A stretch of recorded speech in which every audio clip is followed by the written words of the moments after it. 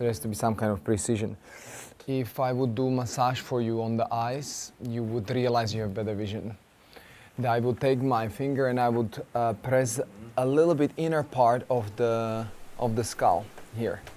If you trust me that I don't poke your eye, it's kind of revitalizing. So this is similar. Yeah? What was next one? Yeah, here. So this is this. This is important. These parts are here are very important. When you press very hard, what do you feel? Press super hard on your gums. Yeah. Then you have this one. This is, you know, this is all very important.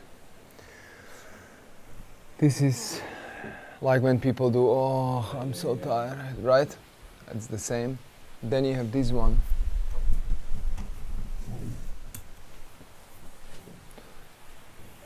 Is this coming from Qigong? Qigong doesn't own it, but it is prevalently appearing this type of form in Qigong. Qigong has energy work, so it could be anywhere, anyone who is interested in or understands the flow. On the head meets all the yang meridians, right? On the chest meets all the yin meridians. On the top of the fingers it's all plus and minus, yin and yang, and on the top of the toes, yin and yang as well. So this is all yang. So what you're gonna do with that, it's an interesting thing. So you can wash yourself with the water, or you can do some other things as well.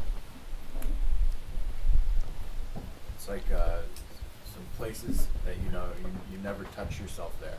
And it's like, I didn't think of it. that's what I found interesting, was like, wow, I never touch myself in this, like there. Eye socket. And then I think about all the places on my body that I don't touch myself ever, or I get touched, like even something like, you know, like here, you know, like whatever, like we don't manipulate the little tiny areas sometimes, and you go and do it and it's like, holy shit, this feels good. Correct. And there is another thing.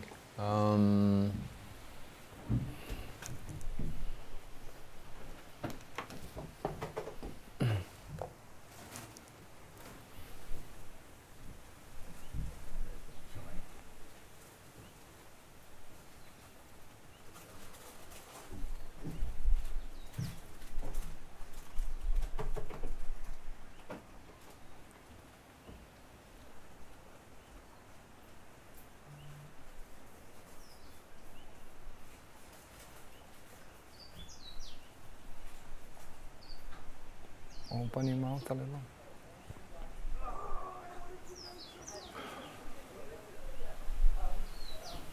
This is another cleanup thing. Oh, I feel it, yeah. This cleanup that also cleans the eyes, and it's painful, I know, but it's very healthy. How often would you do this with yourself, Joseph? It's not for, you know, like once you learn something, it doesn't mean that it has to stay with you for the rest of your life. You do it only when necessary. So at the beginning you always do more. So someone teaches you something and you go on and you repeat it. So you try to get it. You acquired a new skill. You have something that you can impress other people with. So that's the beginning of the process. And later on, as you start to understand what it does to you, it might leave your practice.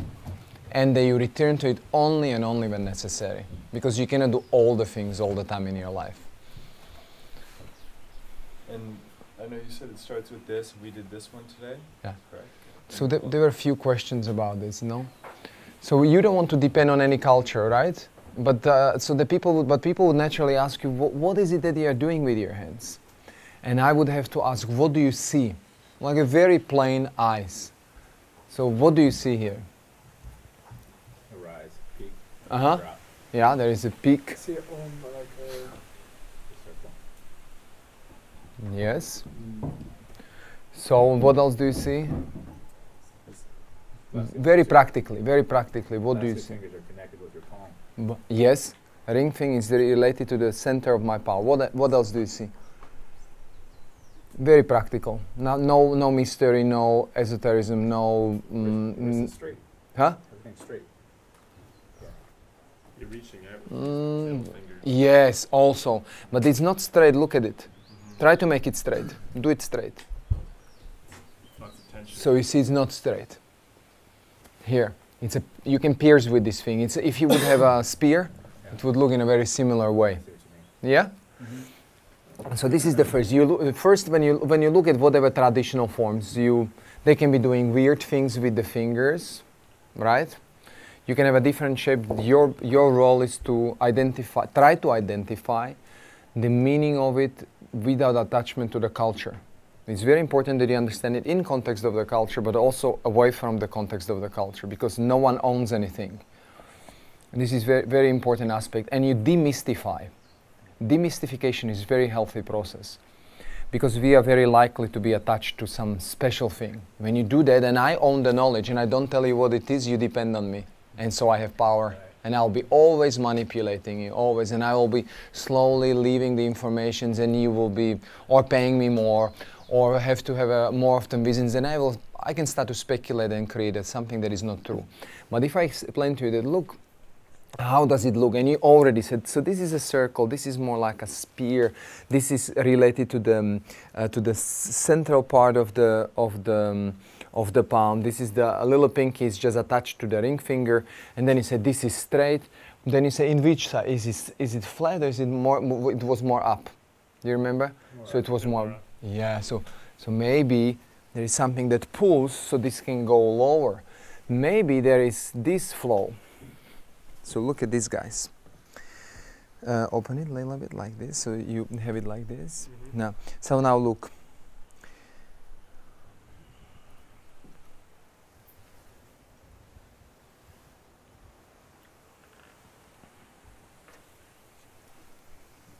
Do you see it? So this is one thing.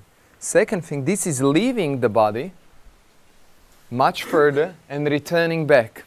So this is the central part of the because you see this finger relates to certain part of the hand. So this is like, this indicates go very far, but always return. If you go too far, you communicate too little. And I always give that, not always, but a good example of army. There's a blitz war, short, powerful impact, always winning. Go on a long run, you don't have a supply, you freeze, you die. That's the same thing. It's the principle in art war as much as it is in health. So this goes up very far, but is returning back. This one is creating a down loop.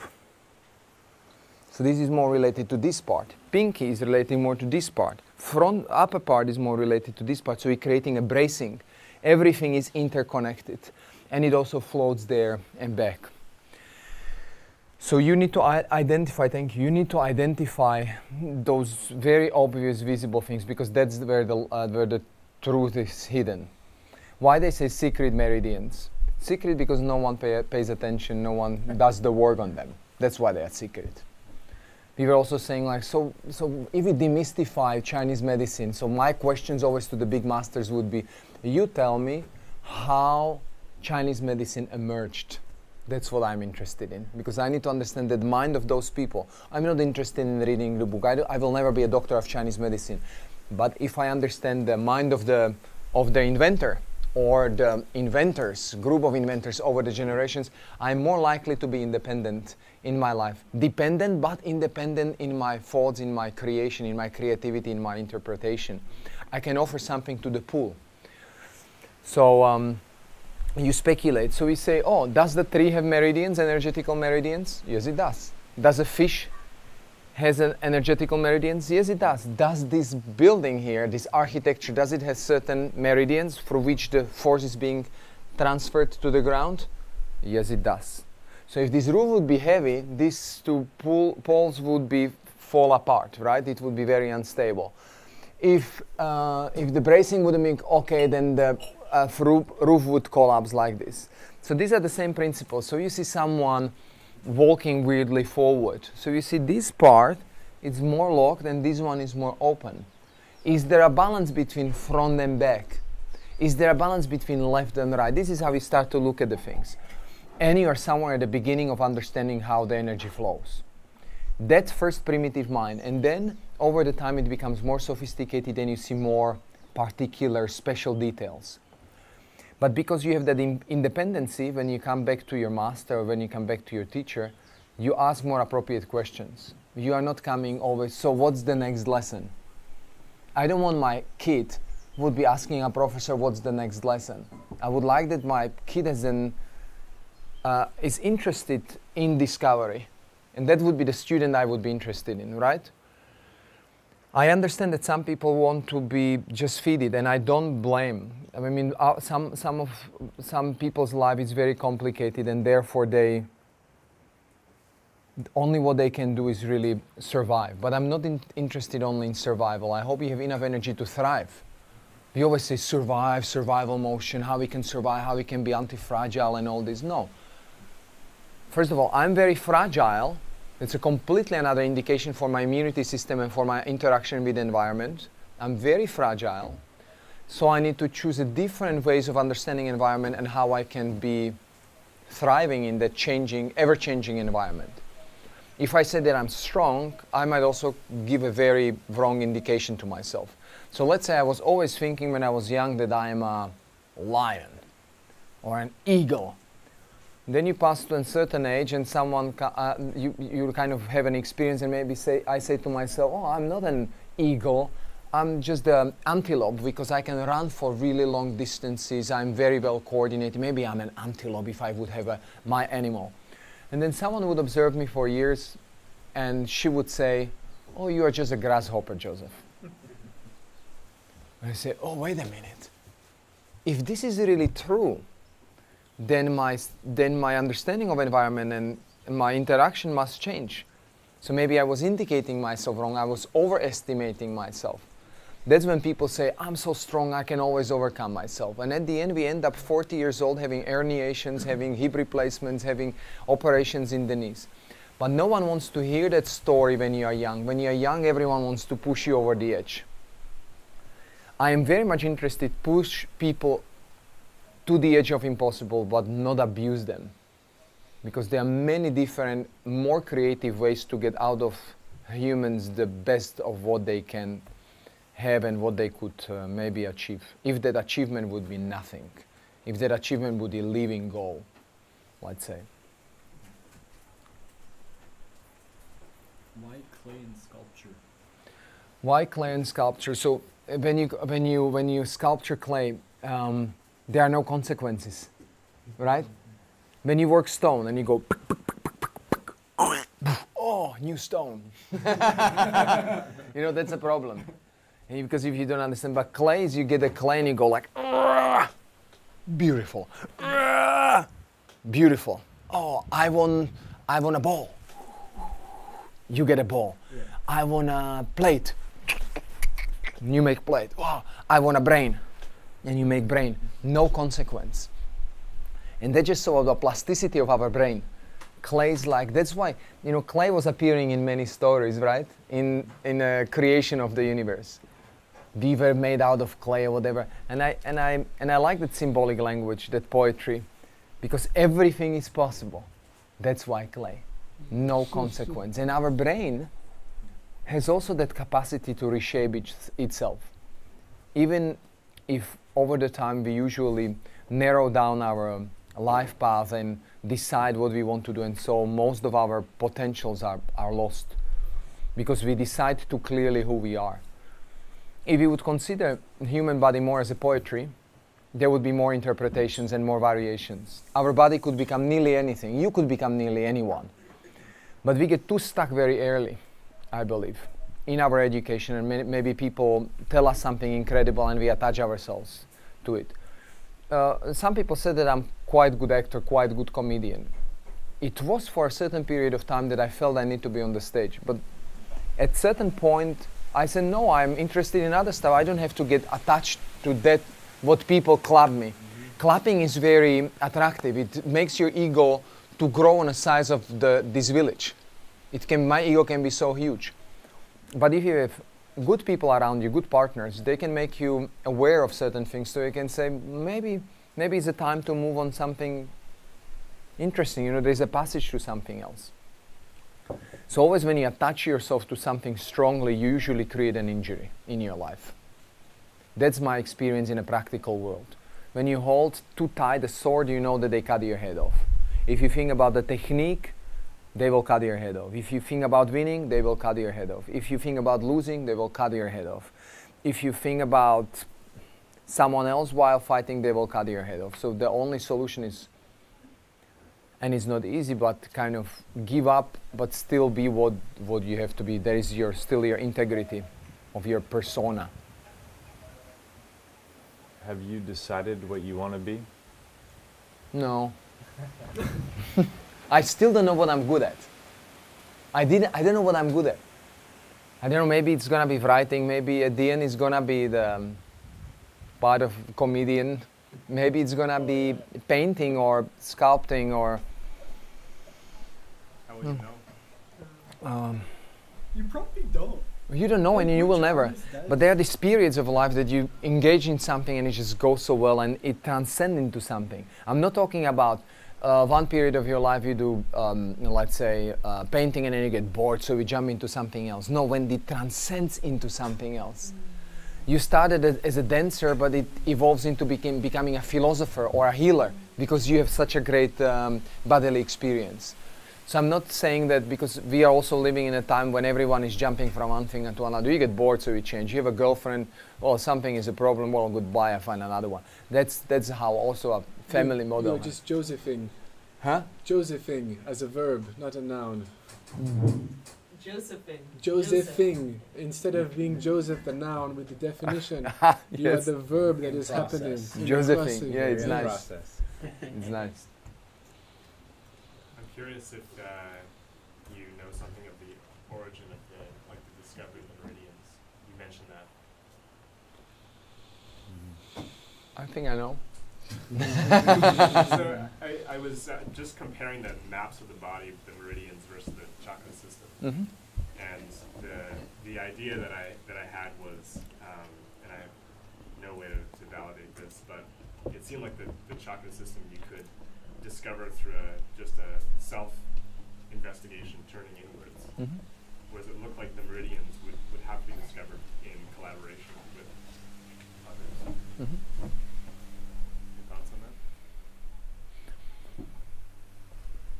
What if, as a thought experiment, what if body doesn't have any energetical centers and it's only a channel? What if this is a channel, we are only borrowing, like you're breathing in, you're breathing out. There are some moments when you can hold the breath, but you have to return it back. You borrow it, you have to return it back. So if we are as a channel and there are no energetical centers, then our perception about energy has to change, because too much holding can create a lot of trouble. That's what I've seen. Now, on the aspect of meridians, if you would be an architect, then you would be choosing a right beam for supporting the roof.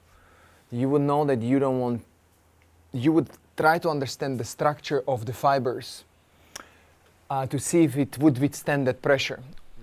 Similarly, if you would take an axe or a sword, you would like to cut through a tree, you would try to hit in certain direction and in certain place in order to break. We've been working, and we are going to work with very known sculptor from England, Peter Randall. And he gets a stone of size of this room or bigger, many tons. And he looks at the stone and he crack it with few hits because he understands where it is strong and where it is weak. And this is the very beginning of understanding what are the energetical meridians. So both chakras and both meridians can be done through observation and interaction. You need to interact with the materials and with the others in order to understand what's weak, what's strong, what is too much, what is too little. That would be maybe a very primitive access to beginning students of understanding what are these systems about. It always worries me that you come to a university or to a master and all the books are ready for you. I'm a little worried about that. Because you're sitting there and everything was piled on a nice, organized way. Someone organized it. Maybe you would organize it in a very different way because you are so unique and so absolutely creative, and you would maybe find maybe even a maybe even a better way, right? Like we had it so many times in a history that we thought this is the ultimate way of understanding how the universe works, maybe like a Newton was saying. But then over a certain period of time, we already felt something is wrong with the theory, but he was such a great authority, we didn't even allow ourselves to think differently. And that could be similar in our educational system.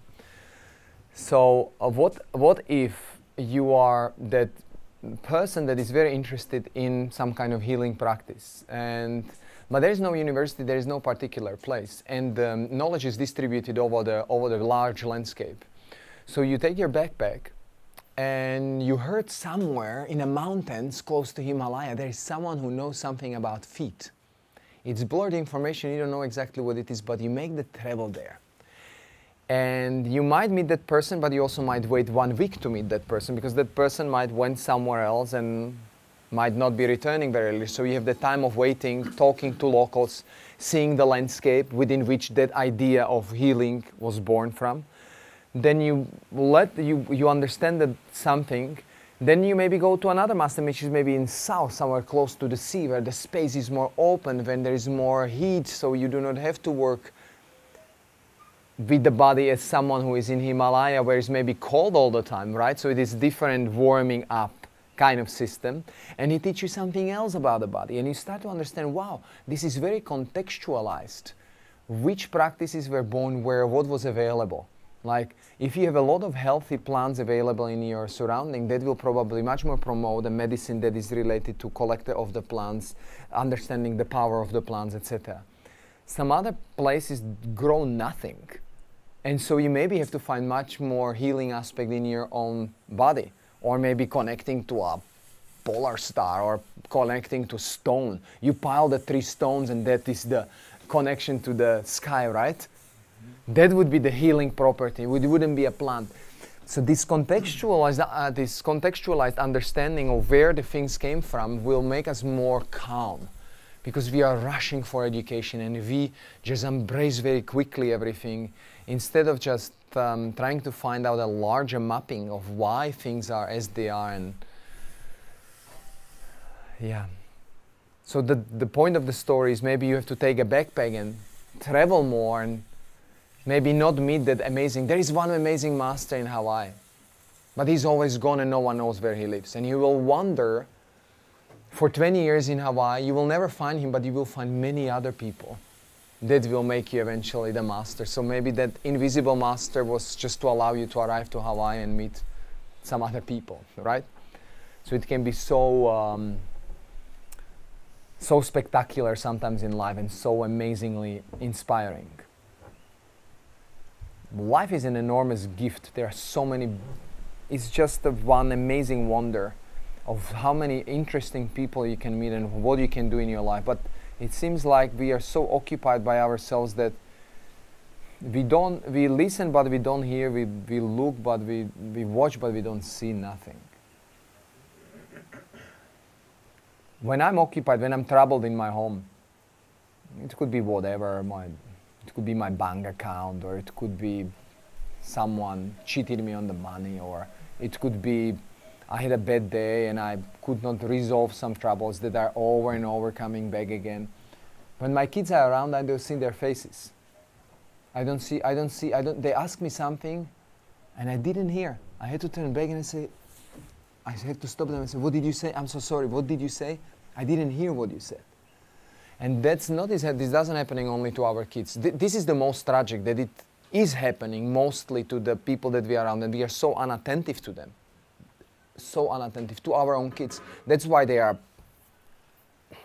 this is not a problem at all. This is nothing. This is not, the life is interesting, they will go on 10 minutes. They say, stop. Oh yeah, let's do some more interesting stuff. This is not an issue at all. All the games of the world then can be there. You can be having a PlayStation, you can have a virtual reality. But if you offer circumstances within which they find an interaction with another human interesting, kids will never stay on the TV or... So I don't blame technology. I'm very grateful for this. It's incredible that I can call my wife now that I'm in Hawaii and I can still exchange what were the troubles in the school with my kids and think like, oh, how I can improve, right? So, but we need to create circumstances within which people can have happiness from engaging with another human being. I travel everywhere. No one has a partner for training. Everyone struggles, unless you go really at jiu-jitsu or boxing. But this is really left only for these two sports now. Where is the place where we would be solving some kind of life issues together? You have no one to solve. You have no one to share it with. So what happens if you have a problem and you cannot share it with someone? You start to talk to yourself because you have to reenact again the trouble. And you are reenacting and you cannot resolve it. And there is no one who can give you and offer you another perspective. And so you're talking to yourself, until you find out yourself being on the street, talking to yourself, and other people say, oh, that's the crazy person. And you don't know it's happening to you, right? Yeah, I did that, and then I bought a school and turned it into a co-working space. Really, that was the same problem. It's hard to find a place to make art. I moved back to my home community, yeah. And the whole thing was like, how do we collide? Where do we hang out and figure out how to burn stuff or do stuff? You know, build things. Anyway, no, that just made me think. It's so absolutely true. Yeah. I'm so inspired by simple minds. Anyone who was simple around me, I love them. When Masa Suzuki, he messaged me, I sent him pictures of the hut here and the spectacular beaches that we were in. And Zen Suzuki? he will maybe be once, the Zen Suzuki. And he said, oh, how amazing. And I say, no, don't get too excited. These are just pictures. In reality, it's just normal thing. And it is. And he was more happy about it. So, oh, I'm not missing out, right? Your role is also sometimes to calm the fire of other people. You don't come and you say, in Hawaii there was the best thing in the world, because you're lying. It might have been good, but you don't have to convince anyone. If you really want to come, just come and you will see what it is. It's like saying, I know the doctor, he will for sure heal you. No, you don't know. It's very unfair to the doctor. So this would be very unfair to our hosts to say that Hawaii is amazing, because someone might come and say, oh, I'm living in a fucking tent, and forget about it, you know? Because it's different, it's a standard, you know, like what do you expect, you know, like all this sea is here, all the wavy, but I like more Mediterranean. In Mediterranean, it's so better, the food is so much better there. So, no, you want to come, it's, you can come and you see what it is, and that's basically it, nothing more, nothing less. It seems like your marketing, or how you are, maybe just generally, is this don't give a fuck if you like it or not type of thing. And at the same time, you know, we're so addicted to a story or something that can get us over ourselves maybe, and wondering if there's something that you're trying to get over that, you know, as well. Like, what do you look for when you're trying to solve a problem for yourself? Or you have someone that says, hey, you know, come to Hawaii, find out for yourself. Yeah, you know, yeah, I like to share the stories. This is the base for my life. Yesterday we've been talking about that girl that she got sick. So there was one very good actress. She got nasty disease. And so they say she has to be in a bed for half a year. And there was this very famous director, but a human. Not famous, but big ego that only thinks about himself. But a good human, known, applauded, but still human. And that's very, I'm saying it because that's rare, and it's spectacular to meet people like that. And the magic of that person is that he said, okay, she got sick, I'll not throw her out of the company. I put bed in my play that I write, and she will be in every rehearsal in the studio with us, laying there, being sick, and we'll be making play around that. And then when they were doing performances, she was on the bed in the performances, and then they were touring with the bed and her being sick in the bed, and she healed because she had someone around. That's why you have to redefine what healthiness means. We want to be healthy, but healthy is illusion. We get always injured, we will get sick, we will get old, we will have maybe like the Ohio potato, prostate.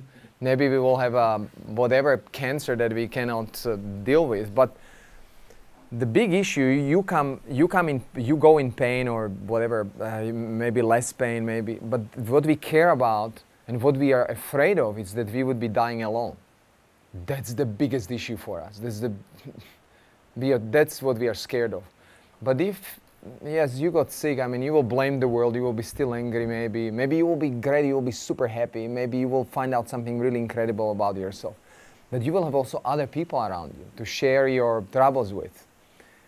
And that's what I find being the most valuable. So that's why I said in top of our research would be, we cannot not communicate. So if I have to communicate while I'm existing, because the only opposite of not communication would be non-existence, which is also very difficult to say, like, what is not existent, right? So you always have to communicate. So then I'm interested in quality of that communication. And in this occasion, we are doing it through the training. But 2 days ago, I was doing it with, we were doing diving with George, and that was about communicating. He was communicating certain message. He was telling certain stories. They might not, they don't have to be metaphorical, but there were some stories about relax. There were some stories about take extra air, don't push so much. He expressed it very clearly, like in athletics. In athletics, it's not to push 100%. It's to know when to push and how much, because you are not only throwing a basketball ball against the basket, full power on, you have to also measure where it should go, what is the distance, what should be the speed, where are the other players, etc. It's also in a golf. You don't need maximum power. You need organized power. That's why strength training has less and less relevance in athletics. Even if it's so ingrained in our culture. One thing I see is a lot of pitchers, they're actually quite lean when they're going into college. Like they don't have a lot of muscle mass and they can throw at 100 and then they start working out and they get injured, but also they're also throwing so much over a long period of time. But like you said, it's a part of the culture. Where does that originate from, and what's changing the culture? I don't know, but because I don't see so many pitchers, right? It might be that some get more bulky and are healthy. Some get more lean and are doing well. Maybe they throw too many times and body cannot simply. They do everything right, but body get tired, and when body gets tired, his baby snaps. Or maybe there is very little training in recoil. It's still funny that when it comes to like what we've been working on today, recoil is and elasticity of the body is such a fundamental thing, and no one is really practicing it. Why? That's what brings the joints together. You are experiencing a revolution. I don't know if it's going to come with me, but it's already many people are looking at it and they know this is the next step in understanding how the human body works. It's coordination and rhythm. That will create a kinetic potential, and that will create a power exploration. Strength is only a last additive to it. And then maybe we have to redefine what strength means. Is it the maximum? Or is it how many variabilities your joints can do with a certain amount of weight? Maybe we need half of the weight, create more variabilities that are similar to contextualized atmosphere or environment within which you do your sport, and therefore offer more variables that will maybe help you to endure more and reduce the longevity of your joints, of your neuromuscular, skeletal-muscular system. We abuse young, talented people. That's what we do, because sport is an entertainment. That's why I have very little interest in it. It's just an entertainment. Is that a balance that we've lost, do you think? I don't know. I guess my question is, there are many very old disciplines. Do you feel like it's like in all remembered history, competition has distorted the potential of these things to educate the body and bring it into balance? It's always about what we want to do with what we have, right? What are our aspirations? Maybe people that will listen to this, maybe they can correct me, but from what I've studied, the beginning of let's say, Olympic Games, right? Everyone was performing in all the disciplines. It's only when it got more popular and people wanted to follow a certain athlete, there became a specialization. So someone would do only one discipline. So that would create some strain on the body. And then also, what would be the rhythm? Is it once a year? Or, and you know, like now, it's not only Olympics once a year, or it would be like a world competition, then you have to qualify. So it is a whole system that is very well organized for the audience as well, and also for what we want to get out of that sport. I think many things got lost and many things got improved. I also don't believe that specialization is wrong. Specialization is amazing. Like the father of Linda, my wife, he's a carpenter. He only knows about wood. And he can twist the wood, he can make classical furniture, modern furniture, he can solve all the difficult troubles related to wood. But he understands it in such a depth that it opened him to the whole world. So you can say, I need to know everything. Well, if you want to know everything and you give love to it, that's your lifestyle and it's good. I want to know only one thing. Well, if you want to know only one thing, it's also good. There's no, you don't have to say this is worse and this is better. Everything is a question of context. What do you want from your life? What do you want? When we are studying earthquake architecture, because earthquake architecture is absolutely incredible kind of source of information for how we could build up a human body. Because you know there is vibration. If you have a very stiff building, it cracks, it collapses, right? If you have an earthquake architecture and it picks up the vibration too much with it, it also cracks. If you have the earthquake architecture and there is something that cancels it through vibration, the quake, then the building is more likely to stay. Stress is distributed to all the joints, not to one joint. This is what we were related to yesterday, to isolation or not. You always have to work with the whole structure and calculate how the whole structure works. Ancient Greeks were looking for earthquake areas to build up their temples because they thought these are the holy places. So they were going towards the trouble and not away from the trouble. Then I talked to an architect and he said to me, Josef, why are you studying earthquake architecture? Everything is solved. And I say, oh yeah, it's true. Why am I studying? Because human body has a choice. Human body has an aspiration. I want to do more than my body can do. I want to overcome myself. And there is the problem, like how we can get easily manipulated to become the best in the world or best in this, best in. What does that really mean in a context of real life?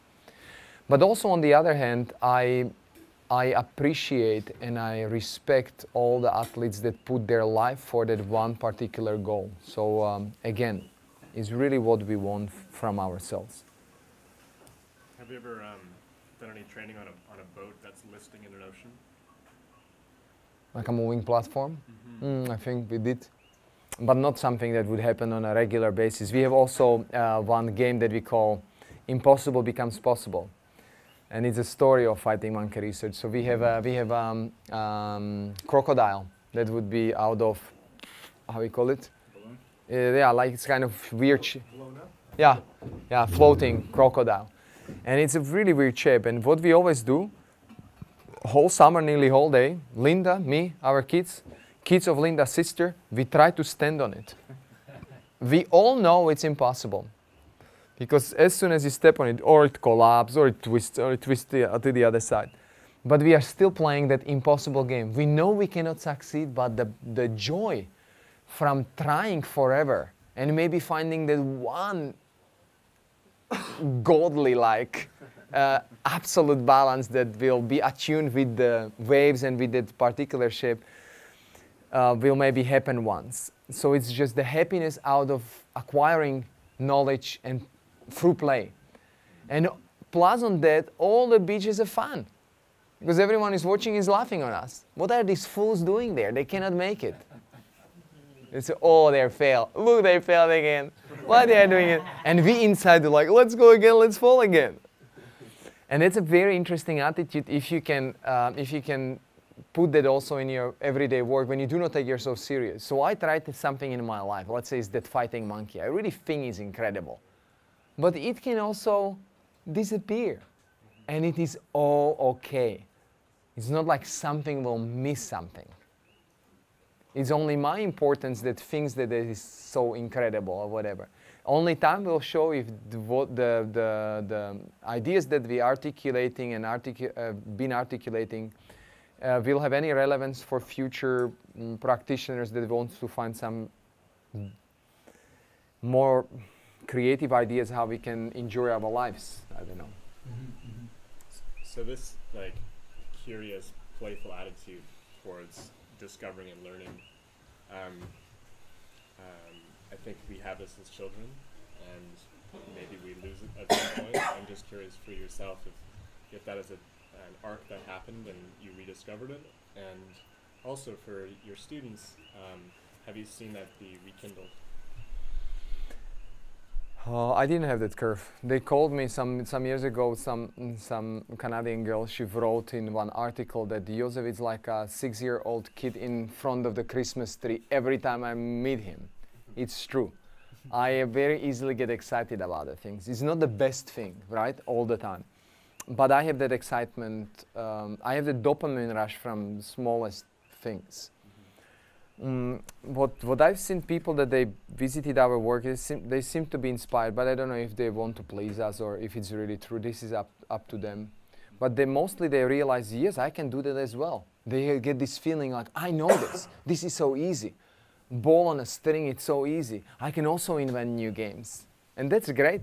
So they can push it forward. I guess the coordinations were not so happily accepted. Do new games come to you all the time, new ideas that you test out? Yeah, and there are plenty. We don't know what to do with them. And that's thanks to you. Because we see how people cope with the problems. And they come with the new solutions. But we are extremely smart observers. We make notes on everything. I finished yesterday dialogue with someone. I came home and I made little notes. We did a practice today. And what I was doing when I was not here, I was discussing with Michael and we were making notes. So there is a constant feedbacking. So I think Fighting Monkey is the motor of me and Linda. We are the sparkles of it. But what gives it a momentum is all the people around. And the complexity of the practice is only and only practitioners themselves. You cannot be in a laboratory trying to figure it out yourself. You're so bored of yourself. When we are alone with Linda in a studio, we reach out on each other. It's brutal. I mean, it's like it's close to a fist fight. So maybe that's why we are trying to surround ourselves with other people.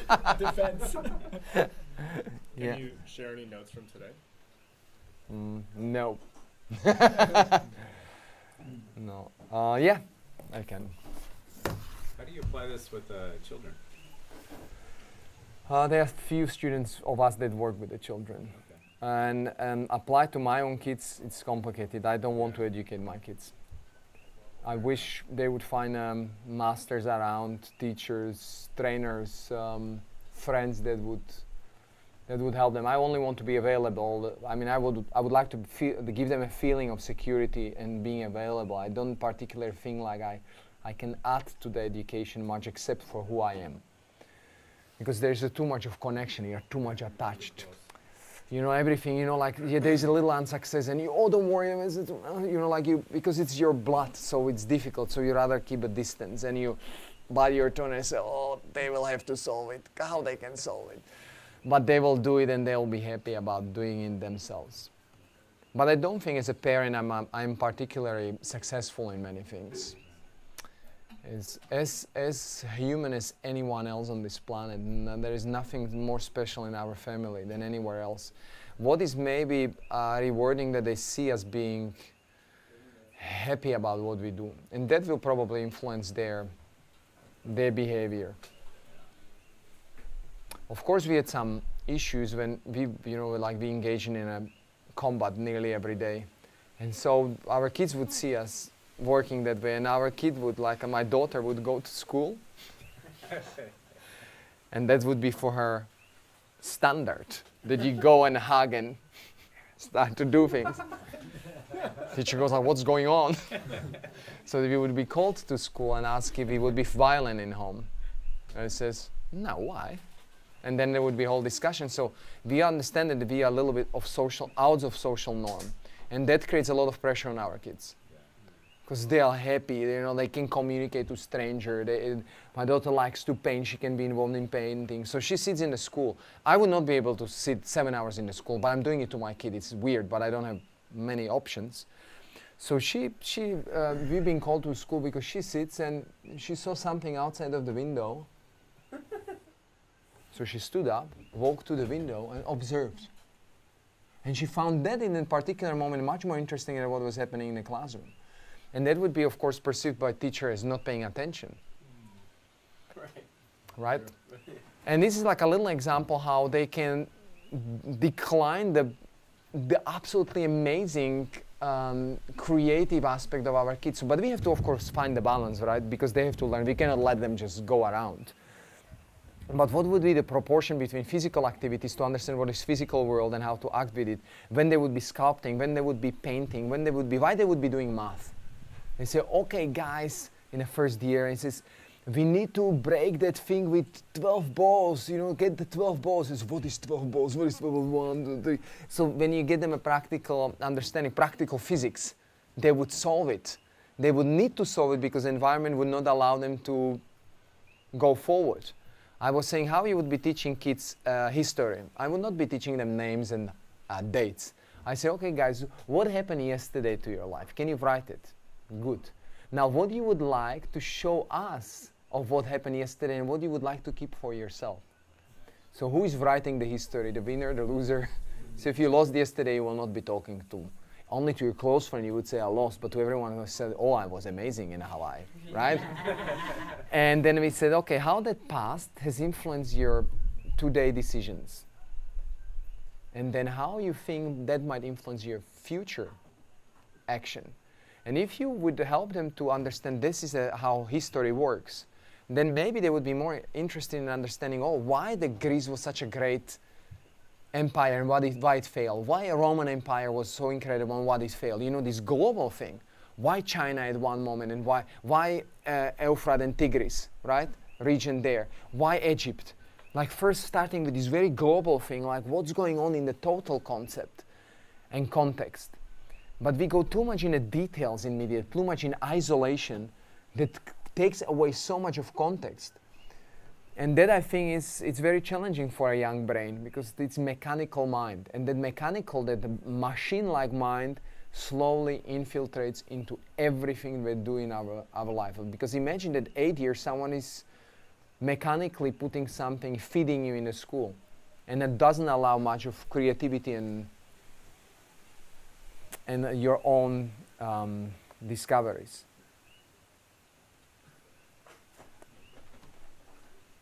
Good. I'd still love to hear some notes. Oh yeah. If you're open to it. Chris was really great with the right jab. That left one, though. George needs to work on his rhythm.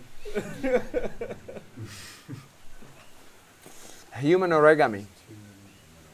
Origami.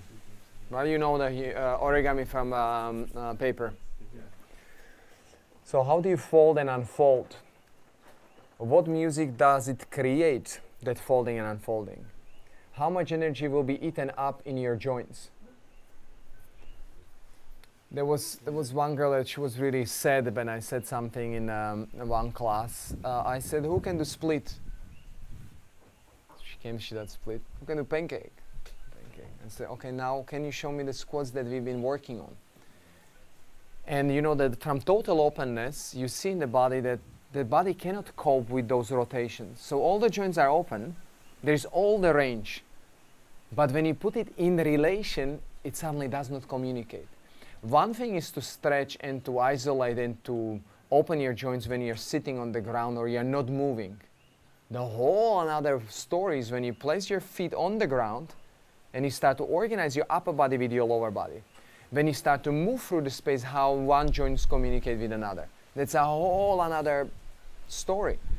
And so why we are spending 5-10 years on isolating certain parts and then trying to put them together, if you can directly from a first date try to move better.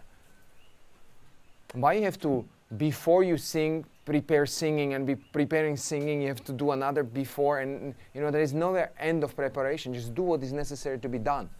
It's like, first, you will be doing twisting. Then you will understand the weight of the golf ball. Third, you will take the club and you will be swinging in the air only. Fourth, you will be swinging another swing. And only after this some months of training, then you will be hitting the ball. And when you hit the ball perfect, then I allow you to go to a golf course. No, you go and you experience how the golf looks like. And you go to see people how they play golf. And you find someone who is really amazing in it and you say, wow, I'm inspired. That's how I want to do it. Give me the ball, give me the stick. Everything wrong. But you do it so much, you love it so much, it's gonna be perfect. There's not like a coach saying, elbow there, elbow there. No elbow, I just gonna get it there. So everything attunes. It's a self-organizing system. There cannot be coach that teaches you something. You have to do everything. They are around, they help you, they need to give you suggestion. But ultimately, it is you and only you. And there's another note that I made.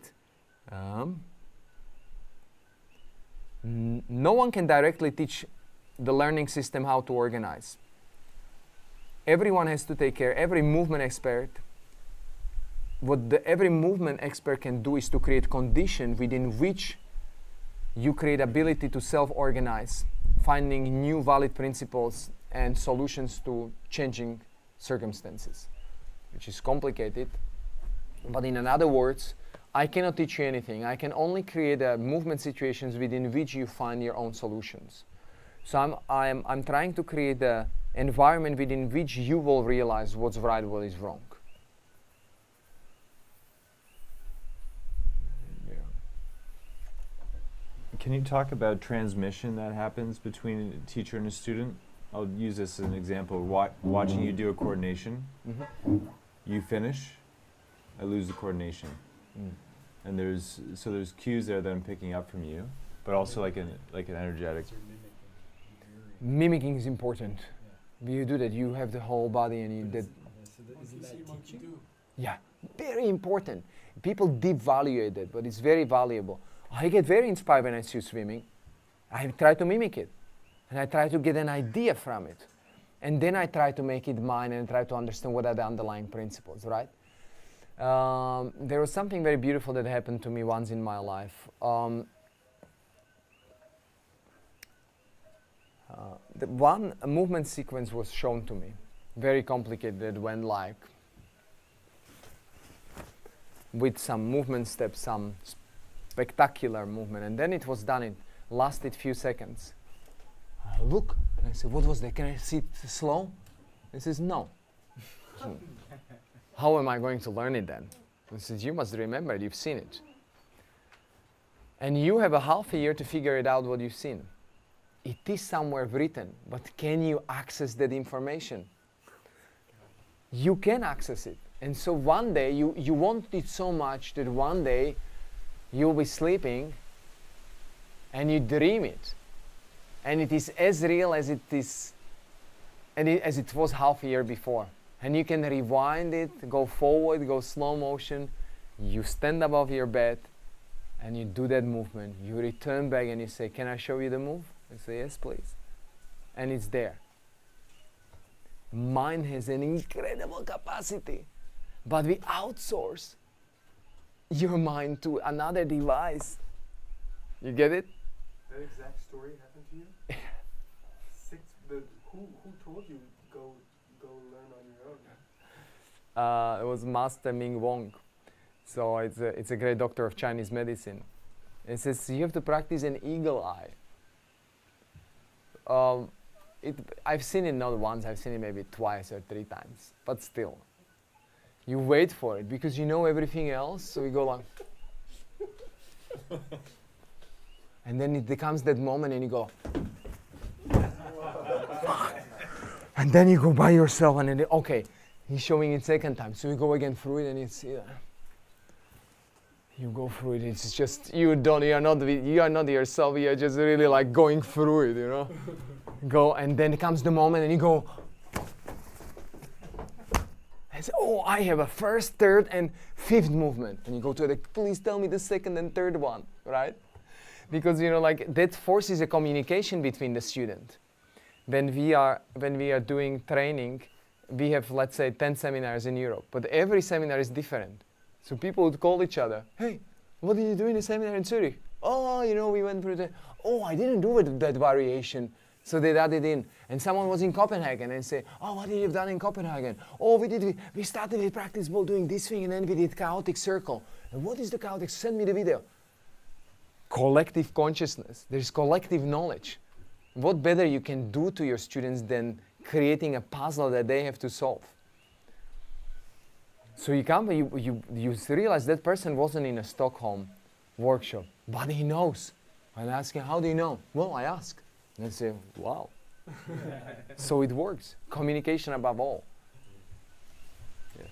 I've got a question. You mentioned we're outsourcing our mind, and my brain and memory has not been functioning like I would like it to, no matter how hard I try. I'm wondering if you have thoughts on just is there a connection with movement, and will an increase in movement increase the capacity for memory to function? Okay, this is a very good question. So you have tests now. They are developing more and more. This is becoming a great business model. So you have a program in a computer that you can work to kind of delay dementia or improve your memory. But look.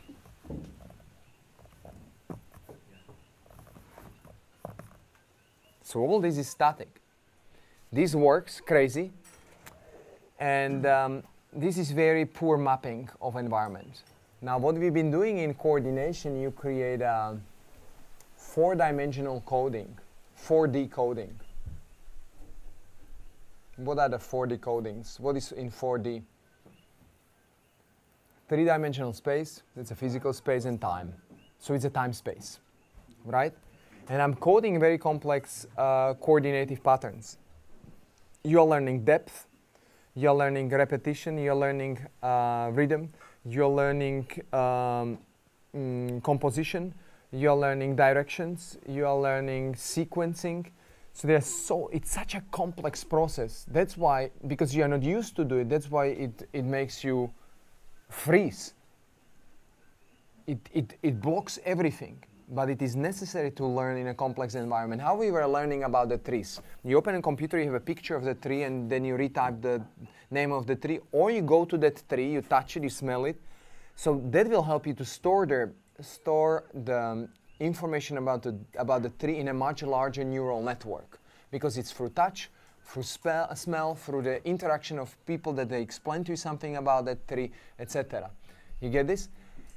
And because we don't have that larger context or larger landscape within which we are learning things, and it's so isolated, our brain is simply storing the memory in smaller clusters.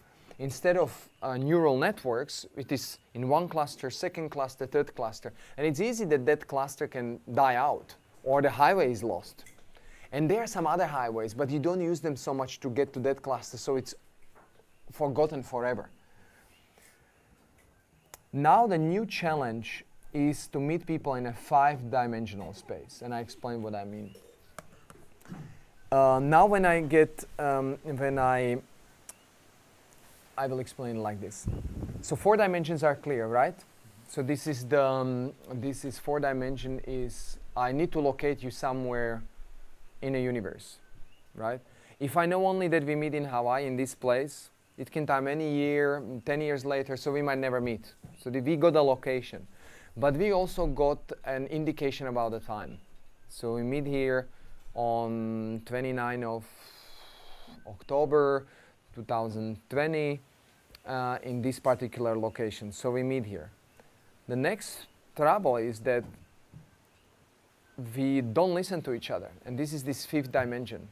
When I was a kid, I always hoped to see where my friends are. So I was, in my mind when I was a kid, I always said, I came from the holidays, summer holidays, and there was these exciting moments when you want to share stories with your friends, but they were not in home.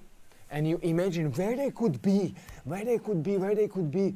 So you go and you knock on the door of the parents again. Do you know what they said? They said they would go somewhere. And said, no, they said they go to the trees there down on the ground. Oh, okay. So you run there. On the way you meet someone. And say, did you see these guys? They're going there. No, they left there on the right side. And so you go. So you meet many people and you do you need to do investigation until you find someone, until you meet someone. There is an effort. So you are attuned to meet them and listen to them, right? Now, because it's available, I know exactly where you are. I am not attuned. You get what I'm saying? Is it clear? This is important story. It's so easy available that, yeah, I can find Andrew, so I'm not attuned. But if I really want to find you and I don't have this device, I will have to ask many people. And until I get to you, I have enough of time. Maybe I wanted to be angry on you. What is there, Andrew? But until I get there, it's all gone. But now, I'm angry on Andrew. Right? There is no time, there's no delay. And that same instant gratification would go through the squatting we do. You would always like to put your body in a linear position because it's just easier. That's why I understand it's not for everyone. And I don't want everyone. I'll be happy with a smaller group that can put some attention and intention into it and energy. Someone who doesn't have an energy, it's just not for them. That does not mean you have a little energy, you come and you're interested, that I don't help you to increase that amount of energy. That's a whole another story. So the fifth dimension is effort? The fifth dimension is, I need to meet you, I have to understand where you are at that particular moment. Maybe I want to share something with you. I wanted to share yesterday the video about Speed Tool to Andrew. But I didn't realize he's tired from his travel. I was not listening, I was not attentive. You get it? So if Andrew would not tell, no, he's tired, don't show it now, then I would be showing him, but he would not be watching it. We would be both losing the time. So it's more sensitivity in communication, more empathy, more understanding of another human being. The internet was on your side in that case. Huh? So the internet was on your side in that case, it didn't work. Yes, exactly. But I can be the computer. I made an effort to make it. Yeah. Good. I'm really interested in the slow down, how you like, even it's your last block here. Yeah. Just your idea of slowing down. I think that's key. But it's opposite of what seems to be happening in the macro. Yeah, because we are sickly. If you are not sick, you have all the time of the world. And still you will do the things on time. It doesn't mean you're lacking. It doesn't mean you are not concentrated. It doesn't mean the work is not being done. The work is done, but you take the right time. Because you need to understand what is the right time. If you rush things through, you might also ruin your company. You just make wrong decisions. They were done fast, but you didn't give yourself the right time. So take your time is one thing, but then take appropriate time. Taking no time is TNT. It's an explosion. It's a ticking bomb.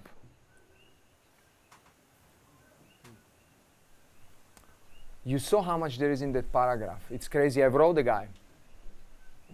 I wrote the author. He replied. Mark Johnson. I wrote him. Yeah. I wrote him that his work is amazing, and I was very inspired. He replied on that, and when I said, "When can I meet you?" He didn't reply on that. And I said, "I'm coming to Oregon. I want to meet you." Really? Interesting. Oh, of course, it's a stranger, right? Yeah. Yeah. But I didn't say I'm a doctor. Yeah. I didn't say that I have university background. I didn't say that I have connection to. So I didn't want to make that. I was just interested. He would be interested in meeting a stranger. It's not his fault. But you see how beautifully he wrote that little paragraph and how much of information is stored in that. And you would just pass through it. You would just go through it. It's just not one page. It was just one. It's like these guys in the book. And the book has I don't know how many pages. Incredible. And so we are rushing through everything. What is the name of the book again? Embodiment, I think, something embodiment. Just Google Mark Johnson and there is. It's a nice book.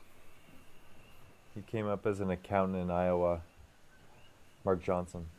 What he? He came up as an accountant in Iowa. Yes. Could you send I'm me just that? I used to swim with Mark Johnson. Then go Oregon University, I think it is. I was trying to make a joke. Ah, yeah, that was a joke. That's very good. What university should you check what you say? And Oregon. I was giving lectures in. We are recording. I will not say that. But I was giving lectures in Princeton. That's it. At the end of the story. I wanted to tell you something very interesting, but this cannot be. We can turn it off. Other time, in a practice. I would love to hear that paragraph that inspired you so much from Mark Johnson. Do you have that? It's printed. It's what he gave us. What we discussed. Ah, okay, gotcha. Okay. Here we go. Yeah, now I can connect. Yeah, I brought my notes just in case. I guess I'm also curious, and like I saw you writing, I saw Tristan writing today. Curious what sort of notes people are taking from, like you were like, it was just coming out. Yeah, I'm just interested to hear what was coming out of you. Well, I was very inspired by. I was fascinated by your approach to teaching. And I mean, the conversation we had, where I was asking you about this, and I was asking you a question that most people would answer in a certain way. I was asking what is the point of this? And you just explained how the hand, and you didn't give me any answer. Most people would say, oh, well, if you do this 3 times a week for 3 months, this is going to happen to your body, and then indulge themselves in a beautiful answer of why it's so interesting. But you refused to give me anything, and though I asked 3 or 4 times trying to get to it, and I asked you why, and you shared that if you told me why, you would be robbing me of the discovery that I can make only once. And I thought that was really profound, and I thought about a lot of places where as a teacher I may rob that from someone, and I don't want to forget that. It all comes to like how much power you want to hold over people. And also you cannot play smart because you don't know. I don't know how you will be practicing, right? So how can I know what will be the results? I can only make it more attractive so you come back. So you give me more money. Or you talk good about me to other people. But you know, that is very good. It's very good for me. That's important for me. I want that you tell a good story. But I want that you tell the good story in 10 years also. You know, like not in 1 year and then you talk shit about me for another 2nd and 3rd year. So that long-term story is for me important. More than anything else, really. Is there a timeline that you tend to think in? Like 10 years, 20 years? Do you think in timelines like that? There's always come this question like where I would like to see my business in 5 or 10 years. Yeah, and I always go blank. I go blank.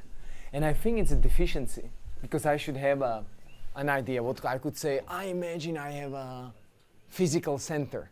And it's a beautiful dream. Or I could say, I could have like people that run my business for me and I can hide in the mountains finally. Also good vision. So I think it's a lack of definition that, like this would be my weaker point, let's say. So I would like to refine that in my life. It makes sense to me though, based on your work, which is so present moment, real time, reacting to what life gives you, that this plan that's stagnant and stuck and static. These very famous people that have these motivational talks, they used to say unless you have that one particular idea, you might be floating.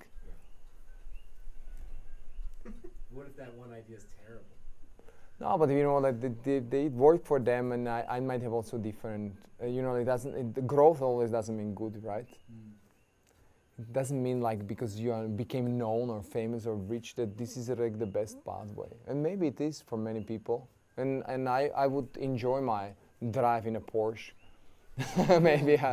But I have also other values come in, and I believe also they have an amazing lives or everything. But we just should be very carefully how much we attach ourselves to a success story. They have this success story, and it's very inspiring, and that's only what it should be. It's an inspiration. It's great. And now, do your own life. Do what is necessary. You can have all the recipes, but at the end, when you look backwards, retrospectively, you can make that story of success. But when you're in it, I don't think it's always so clear. Maybe for some it is, but I can easily go backwards now and explain why I got sick, or I could explain why that was successful, or I could explain retrospectively why this or that. But when you're in it, you really have no idea what's going on. So then when you retrospectively create a story, you might give an impression that you knew. At least in my case, I have no idea what's going on most of the time. I had this idea that tomorrow will happen this, and I meet someone and it just takes the whole another course in my life. That's very beautiful. I had a classmate who took it to the extreme, right? So he would be someone who would be living really in present, but too much. So it would be like this. So he is an actor. He's very, very good actor. He's very known, famous, and he would be going like this. We are together in a school, and he created etude, right? It's like a small act. And in the end of his small act, he jumps out of the window from a second floor. And you go, oh, it's okay, there is a platform. Yeah, but the guy doesn't show for 2 weeks in the school. He's scared, he says, I'm going. And he really left. And then we would be sitting another day, drinking coffee together. We would be talking about all the deepest stuff of the universe. And he would tell me, Joshko, I'm going to buy cigarettes, and I'm in a minute bag. It's just behind the corner. I'm waiting there for an hour or two, and again he doesn't appear for a week. And then I meet him and I say, what's going on? Oh, Joshko, I just met my friend, and he said that in other town there is a festival, and he asked me if I would go with him, and I said, yeah, sure. So he would not pick up his jacket. It was winter. He would not pick up his money or the documents or anything. He was just, in that moment, someone told him, would you like to go to the festival? Yeah. Now? Yeah, now. Oh, okay. He was also someone who in normal life would be going like, Joshko, that would be his real life. But on the stage, he was the most incredible actor. You put him on the stage when unreal was real, he was speaking amazing. He was a very beautiful soul. He was like a Huan Tzu. When he says, am I the butterfly? You know, when he was dreaming about the butterfly, how goes that story? I was dreaming about the butterfly, or butterfly was dreaming about me? Yeah, when I woke up, I didn't know it was a butterfly. Somebody said Say it, please. It's I dreamt I was a butterfly. And when I woke up, I did not know if I was a butterfly dreaming I was a man, or if I was a man who dreamed I was a butterfly. Yes. So he was that Huan Tzu in my life.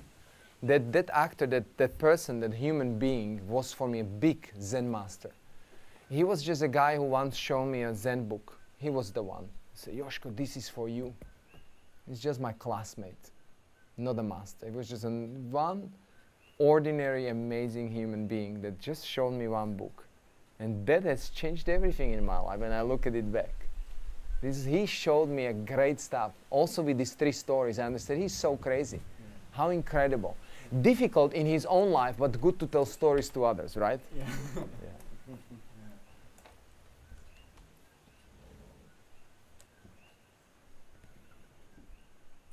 That's awesome. Yeah.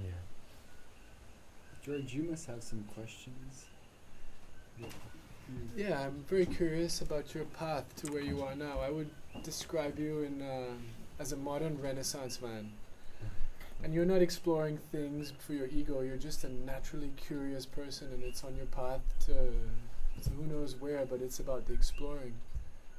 And all of these different interests and different fields of study, and I think it's so cool the way you're synthesizing all of this knowledge from all these different schools and methods into your own individual expression as a gift to the world. Thank you. Thank you. But where were you 10 years ago in this path? And what would you change looking forward? I know I would not change a shit because I would not be here. Yeah. So I would not give this moment for anything in the world. At this moment of my life, I don't think I would change anything in my life. Whatever consequences are, at this moment it feels everything perfect. Not that it was always perfect, like harmonic. It's not like I'm not smiling every time in my life. There might be moments when I'm really down or maybe even crying or whatever. That all is part of the life. But I wouldn't change because I know that it's the only reality I can live. Even maybe in some parallel universe like the contemporary physics would say, I made a decision and I'm already living somewhere else. This is all acceptable. But in my very tangible understanding right now, what I can experience, this is the only thing that was available to me. Do you have a specific approach that you have optimized? Let's say you want to learn about Chinese medicine or Qigong or from this master. How do you do it, and then how do you integrate that into your daily routine so that that knowledge is not just borrowed knowledge, it becomes your own deep understanding? I think it's through engagement. When you really love something, it's going to be perfect in its imperfection. You like it so much, there is nothing that can stop you. All the informations will be revealed. When you said yesterday about the cacao bean, the leaf, do you remember? Mm-hmm. Even the leaf has emotion. I will remember it 10 years from now on, 20. And maybe until I die, I'll be still able to take that information into my teaching. And that was my greatest capacity in my life. If I liked something and I found there is some interesting truth about it, I can withdraw it in an unexpected moment anytime. I might have a lecture somewhere, and if it's needed, it's going to be there. That was always, when I had a free flow in talking, the right information from things that I read 10 years ago would come in. Because I didn't read it, I didn't swallow them. I kind of digested them into my bloodstream. Recognizing the patterns. Yeah. I will apply that thing that you said about the leaf everywhere. Because it connected with what I say about the meridians. So there is a certain characteristic that are not only as an architectural or structural, but they also tell something about energy flow. Yeah, the coffee makes movement of the mind, makes movement of the bowels, makes your nervous system shake. And in the leaf of the coffee tree is the movement. It's like a sign saying what type of energy this has. Yes, exactly. And that I can apply to anything. And this was maybe an inborn talent, that when you say that, I am able to infiltrate that into everything else that is stored in my galaxy of neural networks. It's going to go there and it's going to update the entire amount of information. There's a constant update. And it's not that I update it and it's only about the leaves. It's going to update my training. It's going to update my everything. So this kind of little cues that I'm getting throughout the days will highly infect or affect my future actions. Yeah. What is your daily routine like when you're not traveling and teaching? It's morning practice. That's always starts somewhere 5:50. It's not a regular. If I would be sick, I would not be doing it. But most of the time when I feel fine, then it's 5:50 I start. I have a first practice. Then if I have to take kids to school, then I have to return before they go to school. I put them to school. Then I have a nice, beautiful morning time with my wife, where we talk about all what interests us, what troubles us, what we want to do, what are our ideas. And then she goes on doing her stuff. I go to do maybe second training. I try to articulate better the process of thinking. So I would be rewriting my notes. I would be doing maps, etc. And then I would have another training somewhere before afternoon or before sleeping. That's so a second training or the third. 3 trainings in a day. Yeah. Wow. How long is a training session? It depends on the mood. So it could be 10 minutes or it could be lasting hours. Morning practice is always hours, and then middle or afternoon practices would be very much dependent on circumstances. Yeah. It's like, is it training or is it like going to the laboratory and experimenting? When am weak in my mind, when my energy is poor, then it is training. When I'm inspired, it's exploratory. I'm finding new things. Always when, look, I would have in a home dragon pearl, wooden ball, and then I would have a kettlebell, and then I would have my boxing gloves, and then I would have my speed tool, then I would have my own body. And depending how weak I am, that's how I would simplify the practice, because my mind does not want to be busy. And it's a very beautiful observation. Would you like to juggle wooden ball around, or you would like to pick up a kettlebell and snatch it 100 times? Snatch it 100 times, because my mind is not occupied and I'm sweating and I've done the job and I feel satisfied. It's this instant gratification. I've done my powerful work. That's what would be when I'm weak. But when I'm strong, I would be interacting. I would be probably doing some combat training or grappling or sparring, or I would be finding a new patterns, working with an abstract tools, etc. But always when I'm weak, I would be trained and do exercises. So that just indicated me, oh, people are training or they go just for a run because they are so tired of life. That's why we simplify the training. That's why we simplify the language. Imagine you're tired from your home and you come and you read a poem. It's going to be crazy.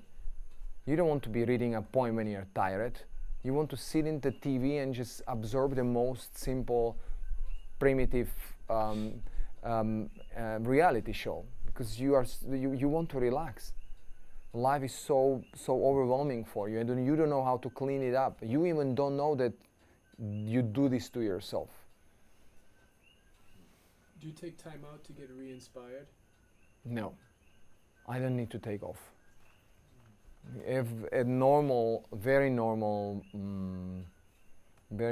life course is inspiring enough. I don't have like I need to go to a monastery to rebuild. I don't have that. I'm very glad to be with my kids. It's little bit more complicated to get inspired or be always free, because they have also their needs. But I try to be myself within the normal world. I don't try to be myself within a special world. It's easy to, well, it's not easy. It's really what life offers you as an opportunity. But I prefer having time with people that need me rather than taking time for myself and then articulate something in my mind and maybe become delusional about it. I'm curious how teaching came into the picture for you. Accident and no. You know, my first teacher with whom I did with whom I done my PhD, she was a great communication teacher. She is still. And she told me later that she thought that I would be, she saw me behaving, she saw me how dedicated I was in the work, and she said, oh, I'm gonna grow this guy to be my next generation. So I will handle over my art to him. I didn't know that. So when I was in the second year in university, she already at that time, she offered me to assist her. She said, would you assist me in some of the classes? So, oh, yeah, sure. So I wasn't ready at all, but she gave me an opportunity to test the knowledge. When we were saying like how we do it in a school year, first chapter, second, third, fourth, sixth, 10th chapter, and then you have a test. No, I learned something in the first chapter, and in that particular day, she would ask me to, not in that particular day, there was a longer period, let's say months, 2, 3 months, she would say, would you like to try to show me what you learned? So it was very quick feedback, and you immediately realize what I do not know. Because sometimes we read a book and we think we know. No, it's only when you close the book and someone gives you a checking question, then you realize if you really learned or not. And most of the time you didn't. So what she was doing and what she learned me, do something, test it immediately. And then slowly she was offering me to be next to her and teach. And she would expose me in front of the other students, or in front of my colleagues. And that exposure, you know, wasn't always pleasant. Because there wasn't a position that I would be a master and my colleagues would be just a student. I was more or less on their level. And so she would say, no, Joseph, try again, this wasn't, or could you explain me how you felt? And I said, I felt like this, this is not what I heard, Joseph.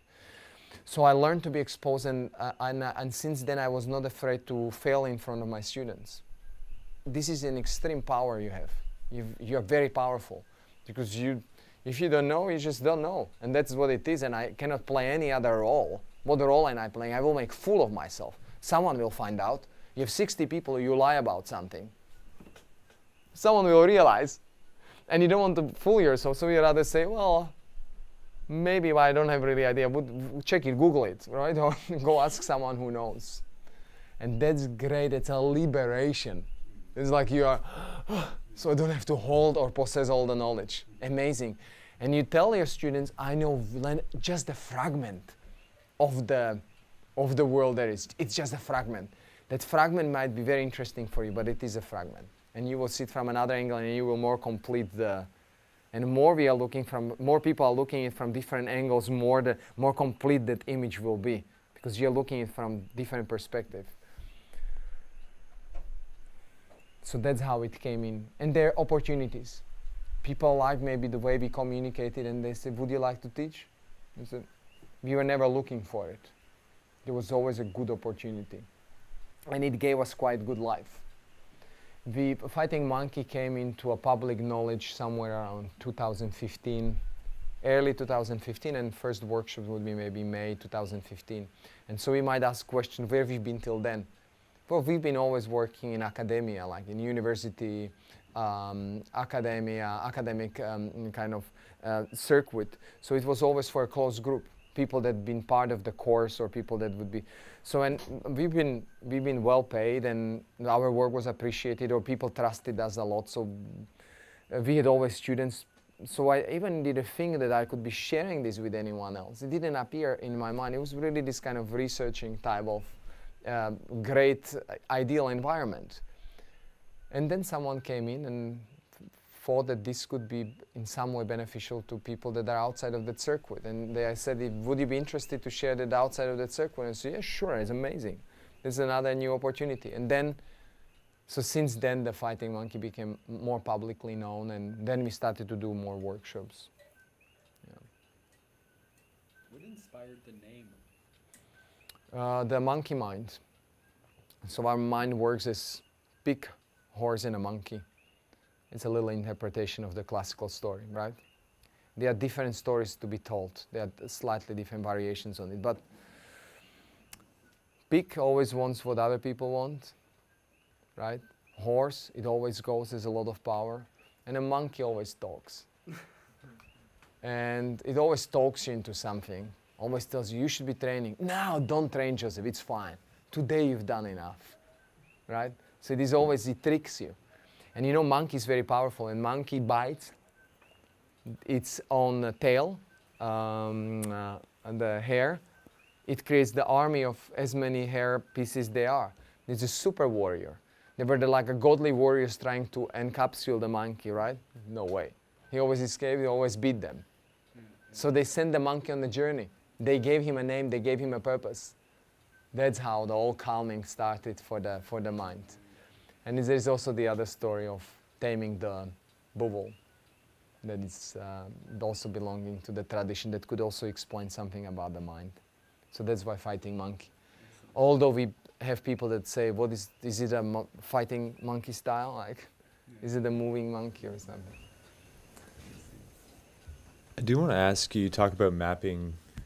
I'd like to know what that process looks like for you and how you do it and maybe what tools you use. Neural mapping? No, the mapping that you talked about. You say you have those notes and how you end up conceptualizing all these things. I'll show you.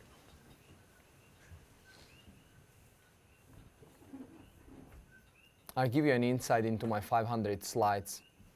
You will not be able to read it, but I want to show you different styles. And so sometimes it can be a text that is quite clearly defined and articulated. Sometimes it would be the same explanation in 4 different ways: poetry, science, my very personal idea about how I want to describe things, and then something more objective from students, let's say, how the students collected information. Then I would go creating map like this. So these are 3 pillars of fighting monkey, let's say, earthquake, architecture, anatomy of injury, anatomy events. That would be a very simple description. So you see this is very well organized. Look at it. Yeah, but then, look at this, or look at this. So this would be part of athletic leg program, very piled together, 150 videos and lectures and 74 pages written material, because people said, do online training. And I said, no, I don't like it, because I think from 2-dimensional space you learn shit. But he says, yeah, but it's for us, because I want to remember, I want to progress better. Ah, so this is a bridge for a next workshop. Oh, that's a much better story for me to tell. Oh, I suddenly allow myself, oh, I can share the knowledge without feeling guilty about it. So yes, people have to meet in person, but there's a bridge because you participated. I will allow you to see my world with clearer structure, so you can reshuffle it better for yourself. Because this is like a DNA, you can shuffle it as you like. This is all managed in such a way that you can do giving birth kind of sequence, you can be separating them, you can be reshuffling them different depending if you have injury, if you're sick, if you're healthy, if you want to be super athlete, low athlete. So we created this kind of structure. Then, so this would be neural mapping, like a beginning of neural mapping, how that would work. And let's say this is a children development. So this is movement situations. There is a map of how I would be. This is the somewhere beginning, how the whole map would look like. And then it would expand, and I would organize it better so we can orientate. This would be how we create variabilities in our training and how we can potentially decrease the possibility of having dementia in our life. Is that an issue so you're focused on a project related to dementia? I'm interested in how we have better quality of aging, with the fact that I might not manage. But I'm just interested if I could improve your aging. Yeah, yeah. Then our art relation to our practice, so all our work is related to art pieces. So it's very much ingrained in sculpture, fine arts, music. This is very important for us. Then this would be, how do we learn to move? This would be, how do we create cognitive maps? This is how we learn in a science. Then, let's say these are circles of how we bring into our perception what starts to exist in our environment and what doesn't. So what you bring in life and what you don't, because it's all about perception. And then let's say this is a children development, first 3 years of children development. Animations. It's not done. Is this a specific type of template you use? I'm just curious, or is this like the finished product? It's not finished product. Children's development map would. How many Josephs are there? So this is children. How many are there? There is only me and Linda, and there is you, and then there are some people that I would particularly call into a project.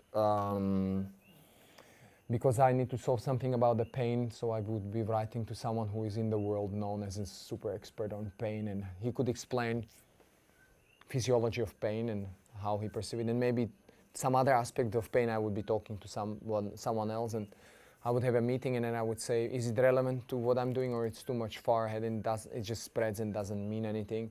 Even if it's very valuable, sometimes you need to abandon because it's just becoming too large and you cannot embrace it, because otherwise you get lost in a sea of possibilities.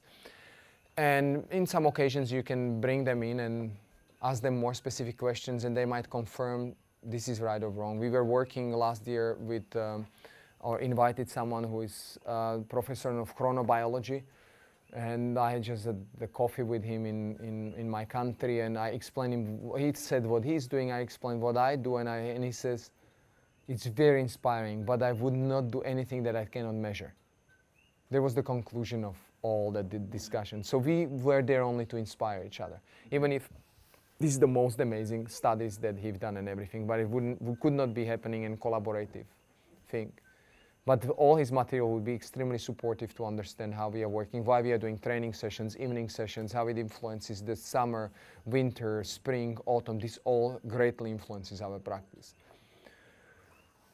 So yes, this. But you are as much equal. I don't know if I'm gonna credit you, but you are as much equal part of the research as anyone else. So probably we'll have to credit all the participants for their kind participation in a human experiment, within which you were not manipulated, out of which only I had benefit, but maybe you had as well.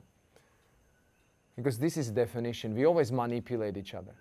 But if we manipulate and you have benefit and I have benefit as well, it's a good manipulation.